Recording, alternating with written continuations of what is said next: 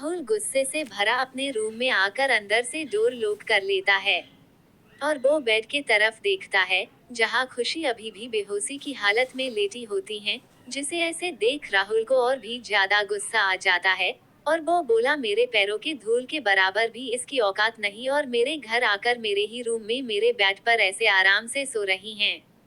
उद्धरण चिन्ह, इसे तो अभी मैं बताता हूँ। इतना बोल वो बेड के पास आ जाता है और जैसे ही राहुल की नजर बेड पर सो रही खुशी के मासूम से चेहरे पर पड़ती है, तो वो अपनी जगह पर ही जम जाता है और धीरे से बेड पर चढ़कर खुशी के मासूम से चेहरे, जो अब सफेद पड़ चुका होता है, बस उसे ही एक टक देखने लगता है। उद्धरण चिन्ह, और वो खुशी के चेहरे की सुंदरता और मासूमियत देख उसमें ही कहीं खो सा जाता है। वो खुशी को देख बोला, तुम सच में कितनी खूबसूरत हो। मैंने अपनी कंपनी में कितनी ही सुंदर लड़कियों को देखा हूँ, पर कोई भी तुम्हारी इतनी सुंदर नहीं है। उद्धरण चिन्ह, न ही किसी के चेहरे में तुम्हारे चेहरे की तरह मासूमियत है। बोलते हुए वो खुशी के पास ही लेट जाता है और उसे ऊपर से नीचे देखकर बोला, तुम्हारी बॉडी तो एकदम परफेक्ट शेप में है, कहीं भी कोई कमी नहीं है। तुम सच में इतनी सुंदर कैसे हो सकती हो। बोल वो बस खुशी को ही निहारे जा रहा होता है। उद्धरण चिन्ह, और उसे खुद ही पता नहीं चलता वो कब से बस उसे ही देखे जा रहा होता है।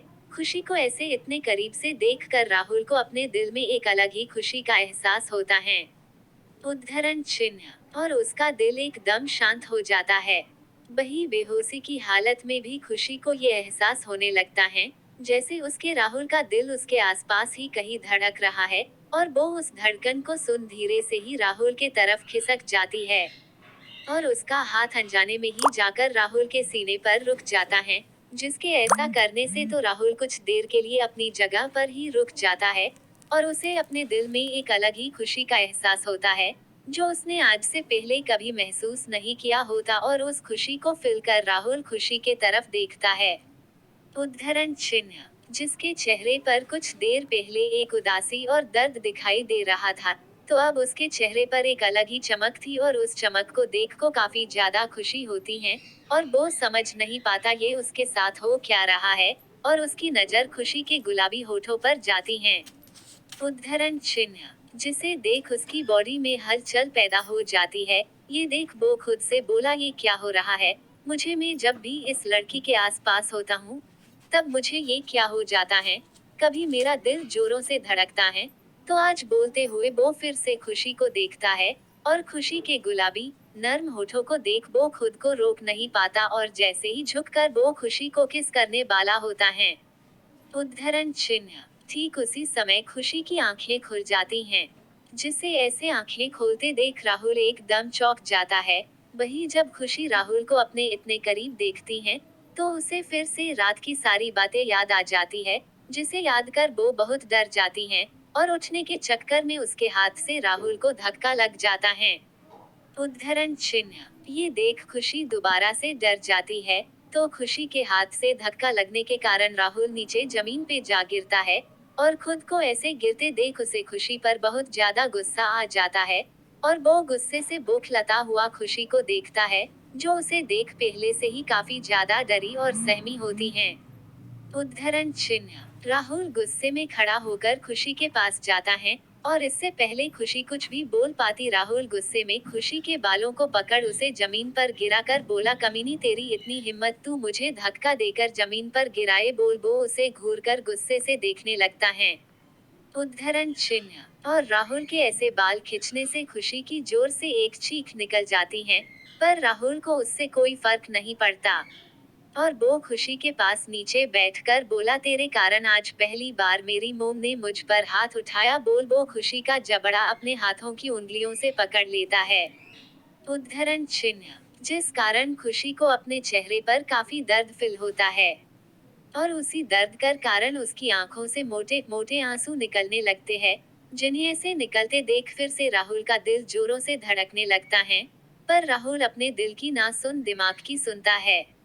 उद्धरण चिन्ह, और वो खुशी को देख गुस्से से भर जाता है और गुस्से में ही बोला, कमीनी तेरे कारण मेरी मम्मी नहीं बल्कि मेरे डेड और दादाजी सबने मुझे इतना कुछ सुनाया सिर्फ और सिर्फ तेरे कारण। जब से मेरी जिंदगी में आई, तब से मेरी जिंदगी जहन्नुम बनाकर रख दी है। बोलते हुए वो बस उसे नफरत भरी नजरों से देख रहा होता है।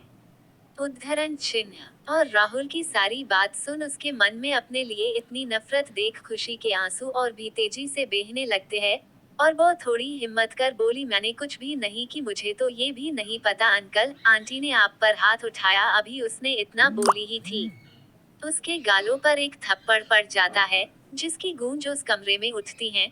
पर साउंड प्रूफ होने के कारण अंदर की आवाज बाहर नहीं जा पाती है। थप्पड़ पड़ने की वजह से खुशी का चेहरा दूसरी तरफ मुड़ जाता है और उसे अपने गालों पर एक तेज दर्द महसूस होता है। साथ ही कुछ ना खाने के कारण उसका सर घूमने लगता है।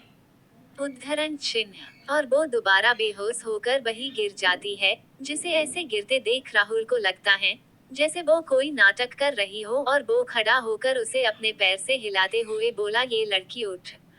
मुझे पता है, ये सब तेरा नाटक है। चल अब उठ, बोल। वो उसे अपने पैर से हिलाने लगता है।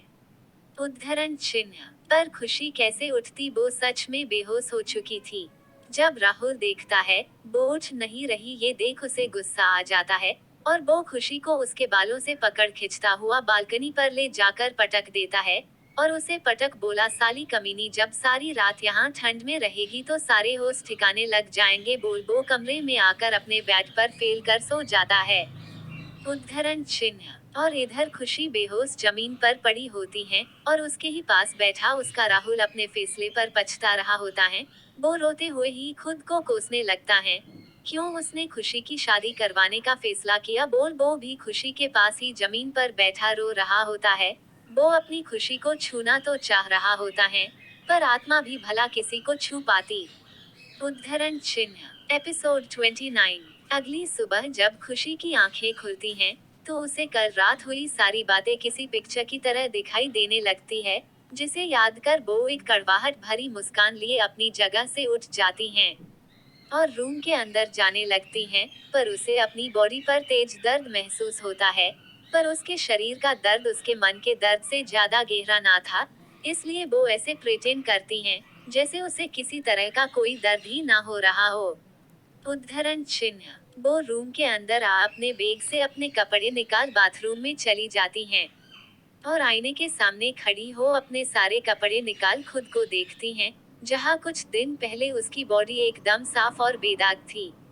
उद्धरण चिन्ह। मगर आज उसकी बॉडी पर काले और नीले निशान बन गए थे। उन निशानों को देख उसकी आंखें भर आती है और वो अपने आप से ही बोली, जिसके लिए खुद को संभाल कर रखा उसकी तो कभी हो ना पाई, मैं तो अब खुद को संभाल कर रखने का भी क्या फायदा। बोल। वो साबर के नीचे खड़ी हो जाती है। उद्धरण चिन्ह। और शावर का हल्का गर्म पानी जब उसकी बॉडी पर पड़ता है, तो उसे काफी अच्छा महसूस होता है।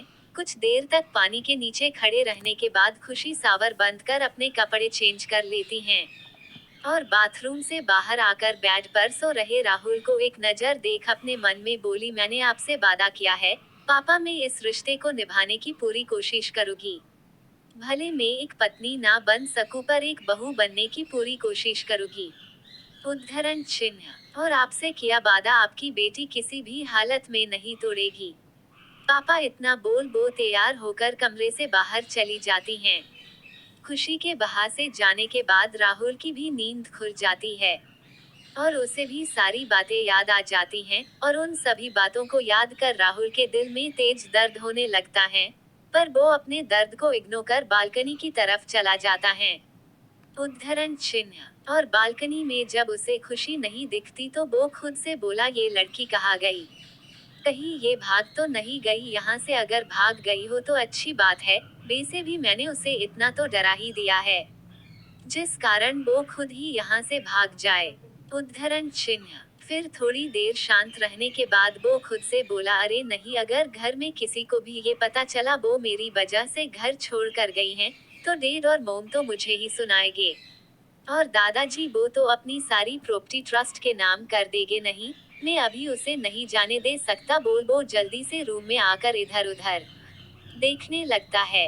उद्धरण चिन्ह। और जब उसकी नजर खुशी के बैट पर पड़ती है, जो एक कोने में रखे होते हैं, उन्हें देख उसे राहत मिलती है और वो खुद से बोला सुका है, जो अभी कहीं गई नहीं बोल वो भी बाथरूम में चला जाता है।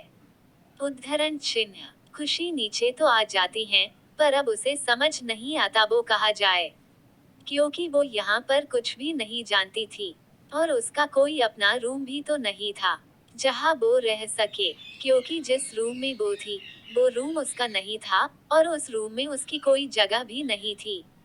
यही सोच वो खुद से बोली, कैसी हालत हो गई खुशी तेरी, आज तेरे पास अपना खुद का कोई कमरा तक नहीं है। उद्धरण चिन्ह। जहाँ तू शांति से आराम कर सके बोल। उसकी आंखें नम हो जाती है, फिर वो दरवाजे से बाहर निकलकर गार्डन में आ जाती हैं, जहाँ सुंदर सुंदर फूलों के पौधे लगे होते हैं और उस गार्डन को बहुत ही सुंदर तरीके से डेकोरेट किया गया होता है, जिसे देख वो हल्का सा मुस्कुराती है और वहीं पर लगे एक बेंच में बैठ उस खूबसूरत सी जगह को देखने लगती हैं।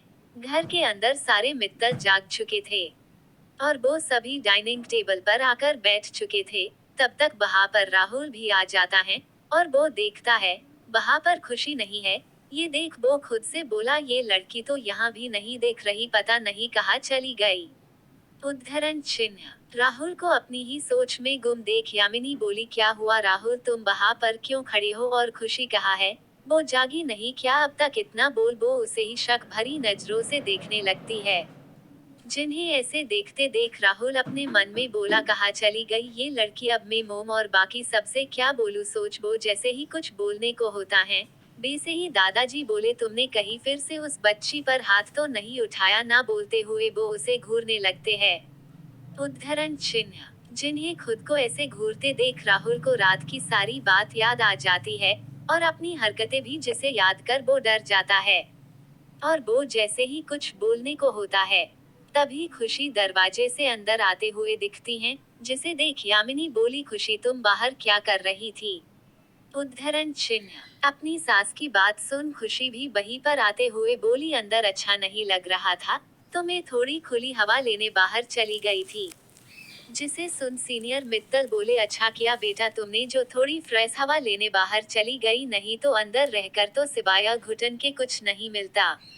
उद्धरण चिन्ह। अपने दादाजी की बात सुन राहुल की मुठिया गुस्से से बंध जाती हैं और वो घूर कर खुशी को देखने लगता है। जब राहुल के डेड उसे ऐसे घूरते हुए देखते हैं तो वो राहुल से बोले, ऐसे क्या घूर कर देख रहे हो। जिसे सुन राहुल अपनी नजरें नीचे कर अपनी प्लेट पर खाना सर्व कर उसे खाने लगता है। उद्धरण चिन्ह। और यामिनी खुशी से भी बोली, खुशी तुम भी बैठो नाश्ता करो सबके साथ। खुशी को सच में इस समय काफी ज्यादा भूख लगी होती है, इसलिए वो भी बिना कुछ बोले खाली चेयर देख उसमें बैठ जाती है और खुशी के बैठते ही राहुल एक नजर उसे देख अपना नाश्ता करने लगता है और यामिनी भी खुशी को हेल्दी वेजिटेबल वाला सूप देती हैं, जिसे डॉक्टर ने खुशी को देने को कहा था। उद्धरण चिन्ह। जब सबका नाश्ता हो जाता है तब राहुल सबको देख बोला, अब मैं अपनी कंपनी जा रहा हूँ। राहुल की बात सुन सीनियर मित्तल कुछ सोचकर बोले, राहुल तुम्हें नहीं लगता तुम्हारी शादी को अभी एक हफ्ते भी नहीं हुए और तुम काम पर जाने की बात कर रहे हो, कोई जरूरत नहीं है। उद्धरण चिन्ह। कंपनी जाने की तुम्हें अपनी पत्नी के साथ रहकर उसे जानने और समझने की कोशिश करना चाहिए। तुम दोनों कुछ दिन साथ रहोगे तो एक दूसरे को अच्छे से समझने लगोगे और वैसे भी तुम्हारी पत्नी की हेल्थ अभी कुछ ठीक नहीं है, तो तुम उसके साथ रहकर उसका ध्यान रखो। अपने दादा की बात सुन राहुल को गुस्सा तो बहुत आता है, पर वो कुछ बोलता नहीं है। वो बस गुस्से से अपनी मुठिया बांध लेता है और अपने दादा को देख बोला, दादाजी मैं अपनी कंपनी काम करने जाता हूँ, कोई टाइम पास करने नहीं, और वैसे भी आज मेरी एक जरूरी मीटिंग है। उद्धरण चिन्ह। तो मुझे जाना जरूरी है। राहुल की बात सुन सीनियर मित्तल कुछ बोलते उससे पहले ही राहुल अपनी जगह से उठकर चला जाता है और उसे ऐसे जाते देख सभी को राहुल की हरकत पर काफी ज्यादा गुस्सा आता है, पर वो सब भी कुछ नहीं कर सकते थे। नाश्ता करने के बाद साहिल जी भी अपने ऑफिस चले जाते हैं और सीनियर मित्तल भी अपने कमरे में। ये देख खुशी भी बोली, आंटी मैं थोड़ी देर आराम कर लेती हूँ। जिसे सुन यामिनी भी मुस्कुराकर उसे जाने के लिए बोल देती हैं। एपिसोड 30। Mittal entertainment company. जब राहुल की आज सच में एक जरूरी मीटिंग होती है तो कंपनी आते ही वो मीटिंग के लिए मीटिंग हॉल में चला जाता है और करीब 3 घंटे की लंबी मीटिंग के बाद वो अपने केबिन में चला जाता है, जहां मोनिका पहले से ही उसका इंतजार कर रही होती है। उद्धरण चिन्ह। जब राहुल मोनिका को अपने सामने देखता है, तो उसके चेहरे पर मुस्कान आ जाती है और मोनिका भी मुस्कुराकर उसके गले लग जाती है और झूठा नाटक करते हुए बोली, आ गए तुम, मुझे तो लगा तुम आज आने ही नहीं वाले हो। बोलते हुए वो उदास होने का नाटक करने लगती हैं। उद्धरण चिन्ह। जिसे ऐसे उदास देख राहुल बोला, आता नहीं तो क्या करता है। इस पर मोनिका बोली, क्यों, तुम्हारी तो शादी हो गई और तुम्हारी वो गवार बीवी तो कितनी सुंदर है, मुझसे भी ज्यादा सुंदर है। तो मुझे लगा तुम अपनी उस गवार बीवी के साथ क्वालिटी टाइम स्पेंड करते होंगे। बोल वो राहुल से अलग होकर सोफे पर बैठ जाती हैं। उद्धरण चिन्ह। और बोली, राहुल बेबी, मैं तो तुम्हें यहाँ ये बताने आई थी, आज रात की मेरी फ्लाइट में मुझे 3 से 4 दिनों के लिए शिमला जाना है। वहाँ मेरी शूटिंग है और वो शूटिंग खत्म होने के बाद अब मैं तुमसे मिल नहीं पाऊंगी, क्योंकि मेरी मूवी की शूटिंग भी कुछ दिनों में स्टार्ट होने वाली है और फिर मैं तुमसे 1 साल तक बिल्कुल भी नहीं मिल पाऊंगी। बोल वो ऐसे दिखाती हैं जैसे उसे राहुल से दूर जाने का गम होता हो, पर वो अंदर से काफी ज्यादा खुश होती है, क्योंकि उसके हाथ 2 बड़ी फिल्में जो लगी थी और वो भी बड़े बजट की, और वो राहुल के साथ भी तो इसीलिए थी ताकि वो राहुल को सीडी बनाकर कामयाबी हासिल कर सके, और जो उसे मिल भी रही थी। उद्धरण चिन्ह। मोनिका की बात सुन राहुल थोड़ा उदास होकर बोला, मैं तुम्हारे बिना इतने समय तक कैसे रहूंगा। इस पर वो झूठा दिखावा कर बोली, आई नो बेबी, मैं जानती हूँ हम दोनों के लिए ये थोड़ा मुश्किल है, पर क्या करे, मेरा तो काम ही कुछ ऐसा है जिस कारण मुझे हमेशा कहीं ना कहीं जाना पड़ता ही है। वैसे तुम चाहो तो कुछ दिन हम साथ रह सकते हैं, शिमला चलकर। इस पर राहुल बोला, पर मैं कैसे चल सकता हूँ। उद्धरण चिन्ह। घर पर कोई भी मुझे इसकी परमिशन नहीं देगा। इस पर मोनिका कुछ सोचने का दिखावा करते हुए बोली, एक काम करो, तुम अपनी उस बीवी को लेकर क्यों नहीं चलते हनीमून के बहाने, इसी बहाने हम साथ भी रह लेंगे और मेरी शूटिंग भी अच्छे से हो जाएगी। उद्धरण चिन्ह। इस पर राहुल बोला, वैसे तुम्हारी बात तो बिल्कुल सही है, पर हम उसे अपने साथ लेकर जाएंगे तो तुम्हें नहीं लगता वो हमारे बीच कबाब में हड्डी का काम करेगी। बोलते हुए राहुल के हाथ उसकी बॉडी पर फिसलने लगते हैं, जिसे देख मोनिका हंसते हुए उसके हाथ को रोक बोली, ये तो अच्छी ही बात है ना, जब वो हम दोनों को साथ में प्यार करते हुए अपनी आंखों से देखेगी तो वो खुद ही भाग जाएगी और तुम पर कोई इल्जाम भी नहीं लगेगा। बोल वो मुस्कुरा देती हैं, जिसे सुन राहुल कुछ सोचकर बोला, वैसे बात तो तुम्हारी बिल्कुल सही है, मैं अभी ही मेरे मैनेजर को बोल फ्लाइट की टिकट बुक करवाता हूँ। इस पर मोनिका बोली, बेबी मुझे शॉपिंग पर जाना है, देखो ना मेरे सारे कपड़े पुराने हो चुके हैं। उद्धरण चिन्ह। और मेरे कोई भी अच्छे कपड़े नहीं है। जिसे सुन राहुल अपने पॉकेट से एक ब्लैक कार्ड निकाल मोनिका को देते हुए बोला, तुम्हें जितनी शॉपिंग करना है कर लो, फिर हम एयरपोर्ट पर मिलते हैं। मोनिका जैसे ही उस कार्ड को देखती हैं, उसकी आंखों में चमक आ जाती है और वो राहुल को किस कर बोली, राहुल बेबी तुम कितने अच्छे हो। बोल वो उससे अलग हो जाती हैं। मित्तल मेंशन। खुशी। राहुल मित्तल के कमरे में आकर अंदर जमीन में ही सोफे से टिककर बैठ जाती है और उसे ऐसे बैठे देख उसका राहुल भी वहां आकर उसके ही साथ जमीन पर बैठ जाता है। जिसे अपने पास बैठे देख खुशी उसके थोड़ा करीब खिसक कर ऐसे अपना सर सोफे पर टिका लेती हैं। उद्धरण चिन्ह। जैसे उसने अपना सर अपने राहुल के कंधे पर रखा हो और अपनी आंखें बंद कर लेती हैं। जिसे ऐसे देख राहुल बोला, क्या चल रहा है खुशी, तेरे दिमाग में तू क्या सोच रही है, क्या तू यहाँ से जाना नहीं चाहती। मेरी बात मान और चल अपने घर, ऐसे हैवान के साथ रहने से अच्छा है तू उसे छोड़ दे। उद्धरण चिन्ह। अपने प्यार की बात सुन खुशी बोली, नहीं राहुल मैं ऐसा कुछ नहीं करने वाली, मैंने घर में सबको वचन दिया है चाहे कुछ भी हो जाए मैं अपनी इस शादी को एक मौका जरूर दूंगी और मैं इस घर की बहू बन अपनी सारी जिम्मेदारी निभाऊंगी तो मैं वो करूंगी। उद्धरण चिन्ह। और तुझे तो पता ही है ना, तेरी खुशी कभी अपने वादे से पीछे नहीं हटती तो अब कैसे हट सकती हैं।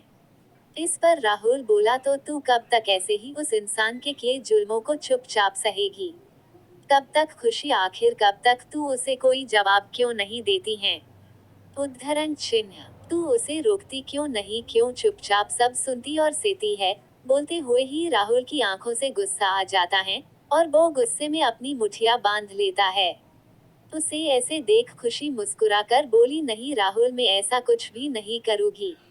अगर मैं चाहूँ तो उसका गुरूर एक पल में तोड़ सकती हूँ, क्योंकि मैं उससे हर चीज में बेहतर हूँ, पर मैं ऐसा करना नहीं चाहती।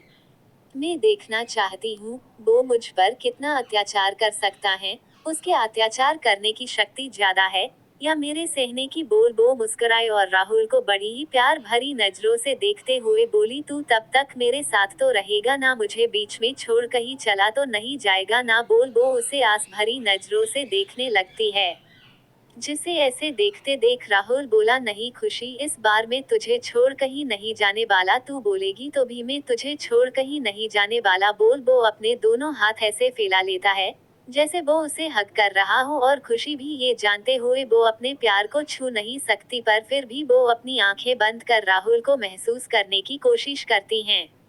नीचे हॉल में राहुल अपने घर आता है। सीनियर मित्तल और मिसेस मित्तल दोनों लिविंग रूम में ही लगे काउच पर बैठे कुछ बात कर रहे होते हैं। उद्धरण चिन्ह, तभी दोनों की नजरें राहुल पर पड़ती है, जो अभी अभी घर आया है। जिसे ऐसे इतनी जल्दी आते देख यामिनी थोड़ी हैरान होकर बोली, राहुल तुम यहाँ, वो भी इतनी जल्दी? अपनी मोम की बात सुन राहुल मुस्कुराते हुए उनके पास आकर बोला, मोम मैंने बहुत सोचा और मुझे सोचने के बाद ऐसा लगा। उद्धरण चिन्ह, जैसे मुझे अपनी शादी को एक मौका देना चाहिए और मुझे अपनी बीबी को जानने और समझने की जरूरत है। इसलिए मैंने डिसाइड किया है, मैं आज ही शिमला जा रहा हूँ अपनी बीबी के साथ हनीमून के लिए। जैसे ही दोनों ये बात सुनते हैं, उनके चेहरे पर हैरानी आ जाती है।